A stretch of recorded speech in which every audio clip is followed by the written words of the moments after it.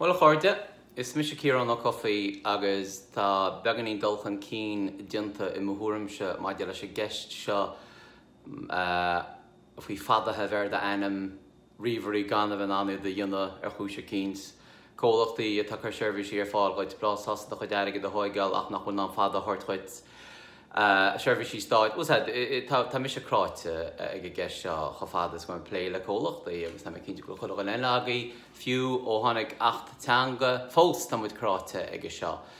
Agus stohí go gaithne rá ar a leid úr bháin na seachtainna beidir níos minicí, tá mise ar an gháin nó scíomh rífos nó a gimpaí ar rinne cíns fada chu am ainm agus ar cheola agus cheola bheith nGaeilge.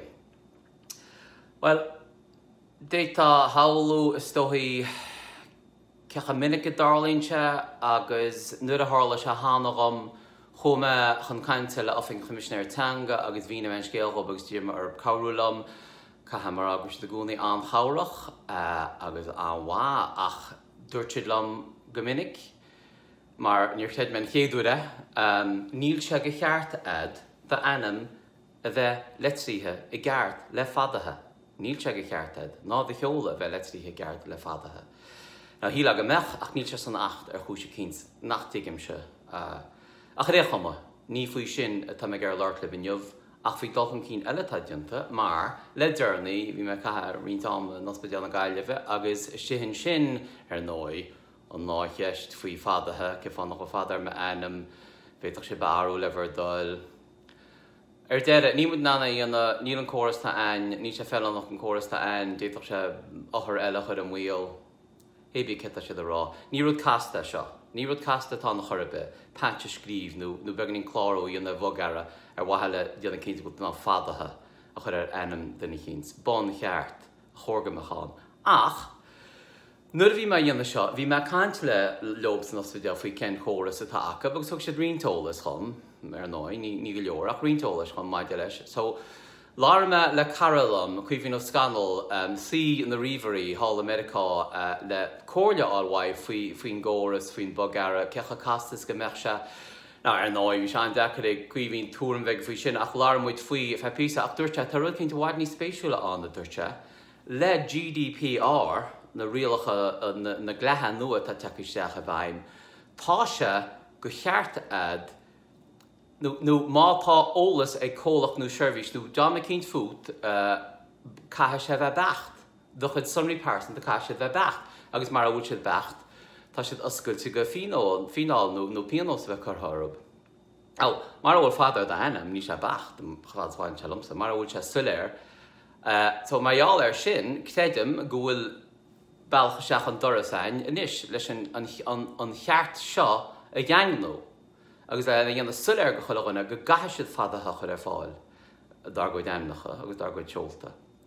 So, sé rinne me ná láirme le cétain leis an gomisiún cosanta sunraí agus bhína nGaeilge agus dúirtead le bhil benmuid teach an cínsa, maidide leis an ospidéal chumiseach an cainte lob mar sin a bhí tála ag an am sin, agus láir siad lob, bhí began in tíir sníir achtar bhfuil mar bhúil siad go le aród an tá mo chuid cearta sáirí agus bhfuilm gearán figúla dhéanana faoi sin. So tá sinna go le raid. Ná neamh tá leis an dám sin ná ní léon teir an áma is léir maidide leis an achanaí atá déanta. Ní gáróg ach mé a chur ar neolalas faoi faoin dulchan cíine atá déanta chuile TV. Ach, idir an dálinn, tá me níos tosúil deagháil le cóltaí eile gur me pléilób, fannacht ar chinne an comisiún cosanta sunraí, chum deagháil le cólacht árachas gur me pléilób le chuig bliain déag nuas, agus go meid dehirí a gceire urban an córas áró fada chur ar fágam. Now, tá sam go bhhéitin ahrú ó ceanháin go cean eile, ach fiú mai dhéanana tú sin níl an fada chur fáilhaid, so bhí se chumaithead go le gaibbliúir an dám lena bhfuil tú. Agus nuair a chuma acab ní má ar bhhanús ceart teanga ach ar bhhanús an GDPR agus sin alt atá gceist ná alta sé déag an reachtaíocht. Tá mi se go le nasca chur le seo leis sé bethairt chuige nói bain leagan an nGaeilge gan mar is rud órapachtán tá leagan na Maryland freisin mátá in cheiste géine ort faoi sin beit ná leagan na Maryland chudacha man se tasbhag tá se ansoléir. Ach go bonúsach catha siad san na sonraí a chuneáil dochid sonraí a chuneáil a gceart le fadas chuile horteile tháinig an cólacht áiricha seo arás amsa tíbhí si go seachtain agus é áthraithe agus rinn se quótáil ar an GDPR an fátá leis an tá fíneál anmhór a gceist. Now catha mar deir siad go leorach a bháin má tá gearán amháin amsa na cólacht amháin ní leor sin dameach níos mú ná ceann péidir tící níos mú. Déach fína sus go 10 milliún euro arab, agus sin an tain rud a arthos an neon sa tír seo I mthúram se brú a chud arab é chud ar fáil dúin. So iarm ar í leog, go a deagháil ever good cólachtaí, ná láir ar bhhanús cólachtaí seirbhísí státas cuma, ná láir ar bhhanús ceart teanga, láir ar bhhanús GDPR. Chud I mise an nasca le seo ní gá ach an náisiún a chudacab an tols chudacab agus tá marálib chud a se fatí sorb, mar chud a se fatí sorb go maiid arab go le seach na pócaí.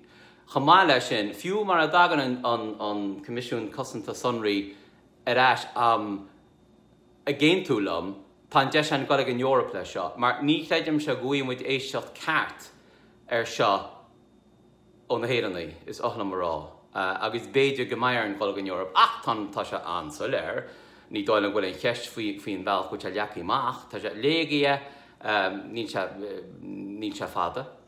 Agus iarm arí ghalamachan sin, agus leitiad a chud gléocha chud rifos a chud alta séideag an reachtaíocht ba nasc a go leis seo agus Faigh Do Fada. Faigh Do Fada arás is leatsa é agus tá sé cearta daobh ad.